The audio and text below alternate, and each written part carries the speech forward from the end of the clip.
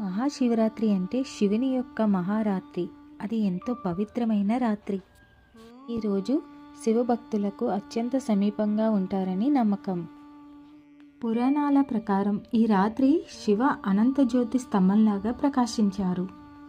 బ్రహ్మ మరియు విష్ణు ఆ జ్యోతికి అనంతం కనుక్కోవడానికి ప్రయత్నించారు, కానీ ఆరంభం కూడా అనంతం కూడా కనిపించలేదు. ఇది మనకి చెప్పే సందేశం ఏంటి? శివ అంటే అనంతం, అది ఆరంభం లేకుండా అంతం లేకుండా ఉండేదని అర్థం. కొన్ని పురాణాల ప్రకారం ఈరోజు పార్వతి మరియు శివ కళ్యాణం జరిగిందని చెప్తారు.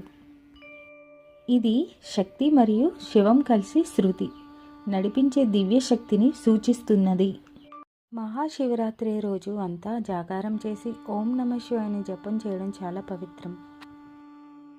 ఈ రాత్రి మనశ్శుద్ధి, ప్రపాలక్షణం జరుగుతుందని నమ్మకం. మహాశివరాత్రి ఎందుకు స్పెషల్ అంటే మంచి ఆలోచనలు వస్తాయి, మనశ్శాంతి కలుగుతుంది.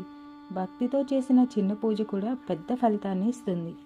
ఈ మహాశివరాత్రి రోజు ఓం నమః శివాయ అని 108 సార్లు జపించండి. మీ ఇంట్లో శాంతి, ఆరోగ్యం, సంతోషం కలుగుతాయి.